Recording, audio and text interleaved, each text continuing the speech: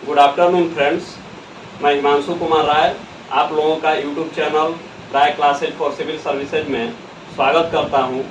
जैसे कि पहले बताया जा चुका है कि अभी हाल ही में सिविल सर्विसेज के लिए समर्पित एक पूर्णतम न्यू चैनल आप लोगों के समक्ष हमारे टीम के द्वारा प्रस्तुत किया गया, जो कि राय क्लासेज फॉर सिविल सर्विसेज के नाम से है, जो कि पूरी तरह से संघ लोक सेवा आयोग द्वारा आयोजित सिविल सेवा परीक्षा तथा बिहार लोक सेवा आयोग एवं उत्तर प्रदेश लोक सेवा आयोग द्वारा आयोजित सिविल सेवा परीक्षा के लिए समर्पित है। इसमें आपको परीक्षा के विभिन्न 3 चरणों के लिए सतत मार्गदर्शन उपलब्ध कराया जाएगा। उसी कड़ी में हम लोग आज एक लेकर न्यू वीडियो सामने आए हैं। तो सबसे पहले हम लोग बात करते हैं कि प्रारंभिक परीक्षा में कितने विषयों से प्रश्न पूछे जाते हैं। तो इसमें मुख्य रूप से शामिल विषय हैं भारतीय इतिहास, इंडियन हिस्ट्री, भारत व विश्व का भूगोल, इंडियन एंड वर्ल्ड ज्योग्राफी, भारतीय राज्य व्यवस्था, इंडियन पॉलिटी, सामान्य विज्ञान, जनरल साइंस, भारतीय अर्थव्यवस्था, इंडियन इकोनॉमी, बिहार विशेष, बिहार स्पेशल और करंट अफेयर्स यानी राष्ट्रीय एवं अंतर्राष्ट्रीय तथा बिहार से संबंधित समसामयिकी अद्यतन घटनाएं। ठीक, इसमें अब हम विभिन्न विषयों से कितने प्रश्न पूछे गए हैं औसत के रूप में हम लोग इसकी चर्चा करेंगे। तो सबसे पहले हम लोग चर्चा करेंगे भारतीय इतिहास। जैसा कि बच्चे आप लोग को पता होगा कि भारतीय इतिहास बिहार लोक सेवा आयोग द्वारा आयोजित होने वाली सिविल सेवा परीक्षा के प्रारंभिक परीक्षा का कोर सेक्शन होता है। यानी इस भाग पर अगर आप पकड़ बना लेते हैं तो आप अन्य विद्यार्थियों से स्वाभाविक रूप से कुछ आगे निकल जाते हैं। इसका रीजन ये है कि ये परंपरागत है, इसमें ना आपको हर बार अपडेट होने की ज़रूरत है समसामयिकी के माध्यम से, और ना ही इसमें कुछ नए पूछे जाते हैं। अगर पूछा जाएगा तो उसी टॉपिक से गहन कर दिया जाएगा या उसका हो सकता है कि प्रवृत्ति का विस्तार कर दिया जाएगा, यानी कुछ नए क्षेत्रों को उसमें शामिल कर दिया जाएगा। लेकिन इसमें इसकी संभावना बहुत कम होती है कि कोई नया समसामयिकी इसमें जोड़ के पूछा जाए। हालांकि संघ लोक सेवा आयोग द्वारा भारतीय इतिहास में भी समसामयिकी से जोड़कर पूछा जाता है, लेकिन अभी बिहार में ऐसा देखने को नहीं मिला है। तो इसीलिए हम लोग सबसे पहले चर्चा करेंगे कि जो भारतीय इतिहास से पूछे जाने वाले प्रश्नों की संख्या है वो 25 से 30 प्रश्न के एवरेज में रही है पिछले 10 सालों से। इसमें कभी 25 प्रश्न पूछे जाएंगे, कभी 28 पूछे जाएंगे, कभी 30 पूछे जाएंगे, कभी एवं 30 पूछे जाएंगे, लेकिन एवरेज यही रहा है 25 से 30 प्रश्न। यानी इसका मतलब हम लोग समझ सकते हैं कि this is the most valuable section of the PT which is conducted by BPSC. Second महत्वपूर्ण सेक्शन है इंडियन ज्योग्राफी एवं वर्ल्ड ज्योग्राफी। इसमें पूछे जाने वाले प्रश्नों की जो संख्या रही है वो 15 से 20 रही है। लेकिन यहाँ बच्चों हम लोगों को बहुत माइन्यूटली ध्यान देने की जरूरत है कि जो पूरा भूगोल है उसमें भी बहुत ज़्यादा समस्या ये है कि भारत के भूगोल पे ही केंद्रित ज़्यादा प्रश्न पूछे जाते हैं। और ये विभिन्न लोक सेवा आयोग द्वारा आयोजित परीक्षाएं, चाहे वो संघ लोक सेवा आयोग हो, चाहे उत्तर प्रदेश पीसीएस हो या बिहार पीसीएस हो, इसमें हम लोग देखते हैं भारत के भूगोल से प्रश्न ज़्यादा रहते हैं, विश्व के भूगोल से प्रश्न कम रहते हैं। जबकि हम लोग सिलेबस देखेंगे तो भारत के भूगोल की तुलना में हम लोगों को विश्व के भूगोल में ज़्यादा सेक्शन पढ़ने पड़ते हैं। तो इसीलिए हम लोगों को यहाँ पे थोड़ा सा दिमाग लगाना है और थोड़ा चालाकी दिखाना है, ताकि हम लोग बोरिंग से बचें, बोरियत से बचें और कम मेहनत करके ज़्यादा प्रश्नों को सही कर पाएँ। यहाँ पे देखिएगा कि विश्व के भूगोल का जो औसत रहा है वो जनरली 4 से 5 प्रश्न होते हैं, और वो भी कुछ फिक्स टॉपिक होते हैं जिसको हम नेक्स्ट वीडियो में बताएंगे। उसी से जनरली हर बार रिपीटेड क्वेश्चन पूछे जाते हैं। उसको चाहें तो आप पढ़ने का मन करे पढ़ दीजिए, नहीं पढ़ने का मन करे छोड़ दीजिए, उससे कोई ज़्यादा फर्क नहीं पड़ता है। क्योंकि कई बीपीएससी में ऐसा भी देखा गया है कि विश्व के भूगोल से 1-2 प्रश्न पूछे जाते हैं जो कि यूँ ही बन जाते हैं। अगर आप एनसीईआरटी का 6 से 10 तक का भी अध्ययन किए हैं तो कोई उसमें समस्या नहीं होता है। यानी मुख्य रूप से इसमें आप लोगों को फोकस करना है भारत के भूगोल पे, ठीक। और अगर आपके पास समय है तो विश्व के भूगोल को भी एक बार सरसरी निगाह से देख सकते हैं, ठीक। तीसरा महत्वपूर्ण पॉइंट की हम लोग चर्चा करेंगे भारतीय राज्य व्यवस्था। दोस्तों, भारतीय राज्य व्यवस्था एक ऐसा सेक्शन है जिसमें हम कम पढ़ के ज़्यादा पकड़ बना सकते हैं और ज़्यादा प्रश्नों को सही कर सकते हैं। और आमतौर के विद्यार्थियों में धारणा भी रहती है कि भारतीय राज्य व्यवस्था न पढ़ने पे भी प्रश्न ज़्यादा सही बन जाएंगे, क्योंकि देखने में और समझने में बहुत आसान लगता है। दिन प्रतिदिन के माध्यम से हम पेपर के माध्यम से, न्यूज़ के माध्यम से इससे परिचित रहते हैं। लेकिन यहाँ में ध्यान देने की जरूरत है कि अगर भारतीय राज्य व्यवस्था पे अगर सामान्य पकड़ नहीं रखेंगे तो बहुत आसान प्रश्न भी आपके गलत हो सकते हैं। कई ऐसे हम विद्यार्थियों को देखे हैं जो कि बहुत आसान प्रश्न को, जो कि आपको लूसेंट से उसको सॉल्व कर सकते हैं, लेकिन जल्दीबाजी के चलते उसको गलती किए हैं या एक बार रिवीजन के चलते उसको गलती किए हैं। तो भारतीय राज्य व्यवस्था में आपको ज़्यादा कुछ नहीं करना है, बस 2 बार एक किसी भी मानक पुस्तक को रिवीजन कर लें। इसके बाद भारतीय राज्य व्यवस्था में आपकी कई बार स्कोर जो है 100% हो जाती है, यानी अगर 10 क्वेश्चन पूछेगा तो 10 क्वेश्चन आप बना सकते हैं। अगर इसमें 15 क्वेश्चन पूछेगा तो हो सकता है 1-2 क्वेश्चन आपको ना आए, बाकी क्वेश्चन आप सही बना दें, ऐसा भी होता है।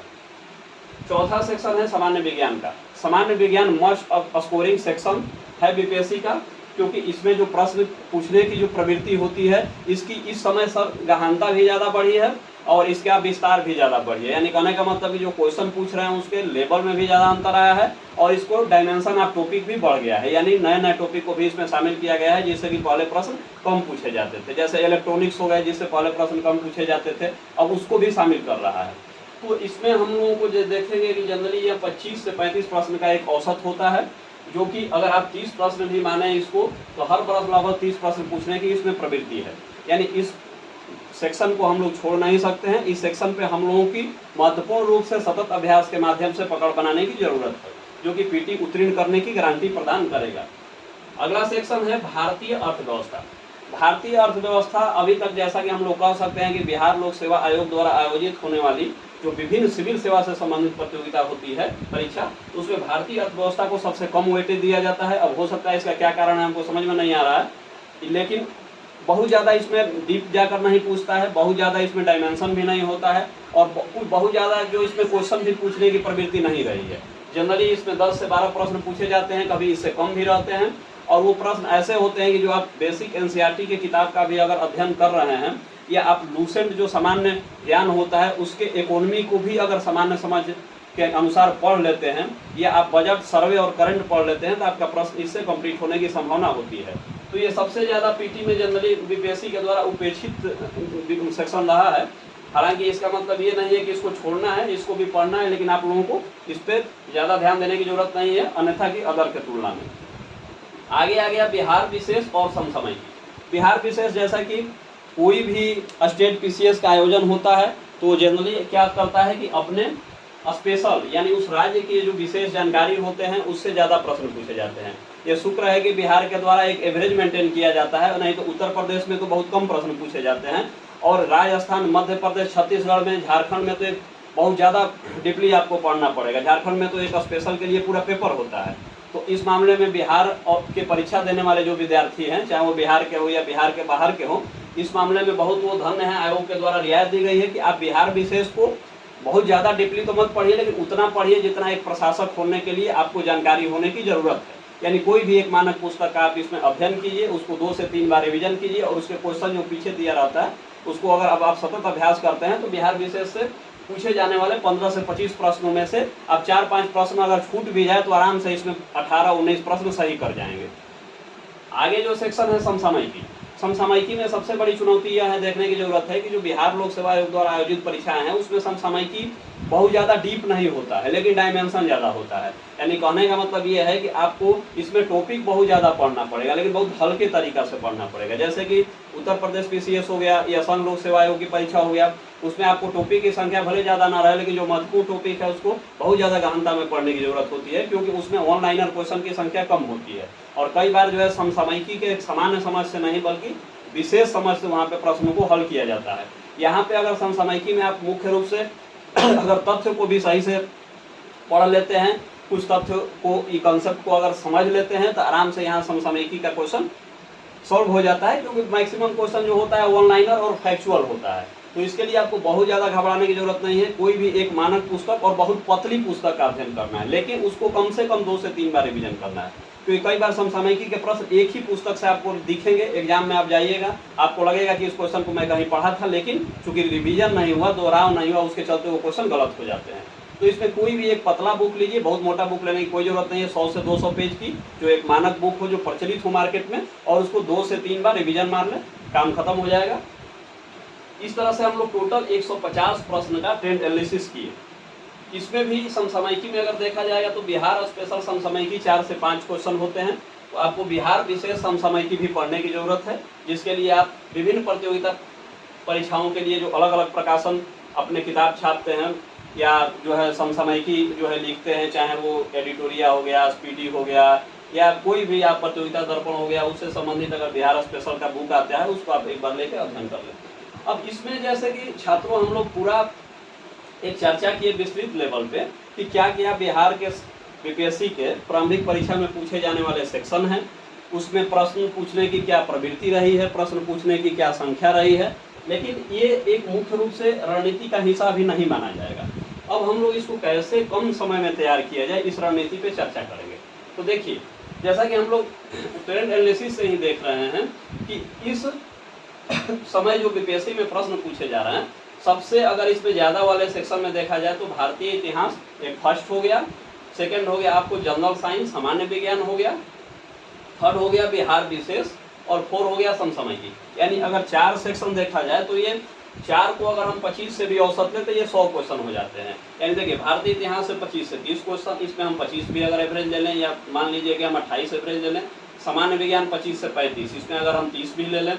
बिहार विशेष 15 से 25, इसमें अगर हम 22 ले लें। समसामयिकी 20 से 30, इसमें हम 25। यानी अगर 25-26 का भी हम औसत लेते हैं तो इससे हमारे 100 क्वेश्चन आते हैं।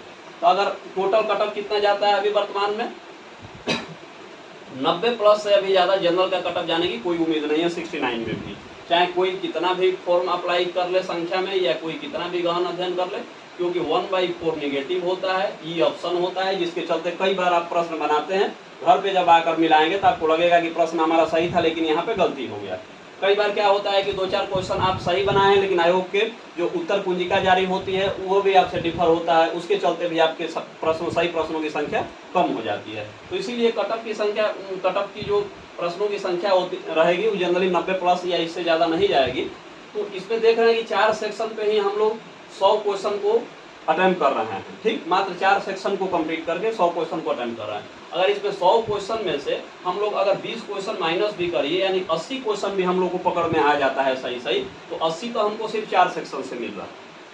80 हमको सिर्फ 4 सेक्शन से मिल रहा है, और हम लोगों को और जो है 10 प्रश्न या 10 से ज़्यादा 15 प्रश्न जानने की ज़रूरत है। इसके लिए हम लोगों को क्या रणनीति होना चाहिए कि सबसे पहले ये जो 4 सेक्शन है, भारतीय इतिहास, सामान्य विज्ञान, बिहार विशेष और समसामयिकी, इस पे हम लोगों को विशेष फोकस करने की जरूरत है। यहाँ तक है राजव्यवस्था को आप खोजली एक बार पढ़ लीजिएगा, इससे जो क्वेश्चन आएंगे जनरली बन ही जाते हैं, अगर 1-2 छूट जाएंगे भी तो कोई दिक्कत नहीं। भारतीय एवं विश्व का भूगोल, इसमें आप लोगों को ध्यान रखने की जरूरत है कि अगर आपके पास समय हो तब तो दोनों को पढ़िए, अगर समय नहीं होता विश्व के भूगोल को पूरी तरीका से स्किप कर सकते हैं। क्योंकि कोई भी विद्यार्थी हमको लग रहा है कि अगर पहली बार भी परीक्षा दे रहा हो तो एनसीईआरटी अगर अध्ययन किया होगा, ज़्यादा नहीं अगर 6 से 10 का भी, तो उससे भारत के भूगोल का बेसिक लेवल का जो क्वेश्चन है वो आ जाएगा, आप उसको सही कर लेंगे। तो यहाँ पे अगर समय बचाने के लिए आप सिर्फ भारत के भूगोल का अध्ययन कर सकते हैं। भारतीय अर्थव्यवस्था, इसमें आपको पूरा पढ़ने की जरूरत नहीं है, अगर समय है तो आप पूरा पढ़िए या पहले से पढ़े हैं तो कोई दिक्कत नहीं, लेकिन अगर समय नहीं है तो इसमें सिर्फ आप जो है बजट और आर्थिक सर्वे, वो नेशनल लेवल का है और बिहार लेवल का, इसको भी अगर आप कंप्लीट कर लेते हैं और करंट इकोनॉमी कंप्लीट कर लेते हैं तो आपको जो 10 से 15 क्वेश्चन का यहाँ पे समस्या हो रहा था ये आपको पूरा करा देगा। यानी कहने का मतलब कि कोर सेक्शन जो हुआ जिसको आपको कवर करने की जरूरत है, पूरी तरीका से रिवीजन करने की जरूरत है, या लास्ट समय में जिसको आप बार बार रिवीजन करें, वो सेक्शन हुआ Indian history, geography, Indian geography, polity, Bihar special और करंट। धन्यवाद। इसके बाद अगले सेक्शन में इससे संबंधित महत्वपूर्ण पुस्तकें जिसका अध्ययन करना आपके लिए अनुशंसित है, जरूरी है, उसके बारे में हम लोग चर्चा करेंगे। तब तक के लिए धन्यवाद।